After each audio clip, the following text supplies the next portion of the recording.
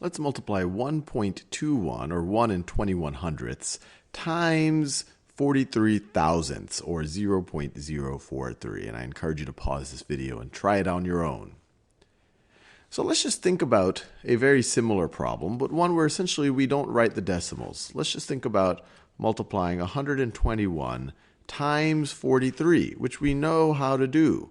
So let's just think about this problem first as kind of a simplification, and then we'll think about how to get from this product to this product.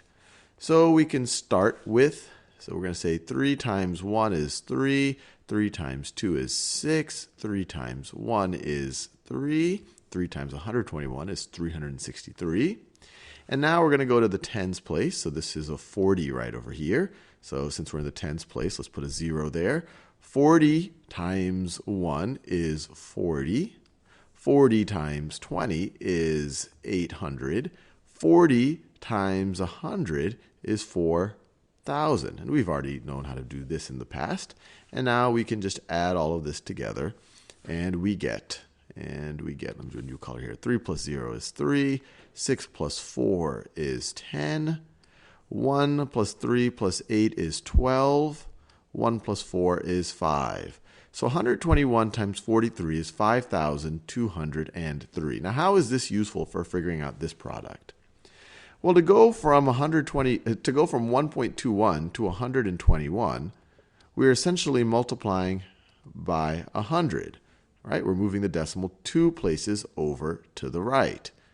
And to go from 0.043 to 43, what are we doing? We're removing the decimal. Let's see, we're multiplying by 10, 100, 1,000. We're multiplying by 1,000. So to go from this product to this product, or to this product, we essentially multiplied by 100 and we multiplied by 1,000. So then to go back to this product, we have to divide. We should divide by 100. We should divide by 100, and then divide by 1,000, which is equivalent to dividing by 100,000. But let's do that. So let's rewrite this number here. So 5,203. Actually, let me write it like this, just so it's a little bit more aligned. 5,203.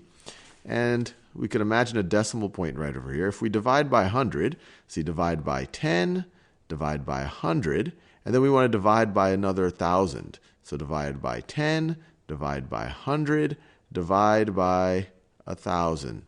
So our decimal point is going to go right over there, and we're done. 1.21 times 0.043 is 0.05203. So one way you could think about it is just multiply these two numbers as if there were no decimals there. Then you could count how many digits are to the right of the decimal. And you see that there are 1, 2, 3, 4, 5 digits to the right of the decimal. And so in your product, you should have 1, 2, 3, 4, 5 digits, 5 digits to the right of the decimal. Why is that the case? Well, when you ignored the decimals, when you just pretended that this was 121 times 43, you essentially multiplied this times 100,000 by 100 and 1,000. And so to get from the product you get without the decimals to the one that you need with the decimals, you have to then divide by 100,000 again. Multiply by 100,000 is essentially equivalent to moving the decimal place 5 places to the right.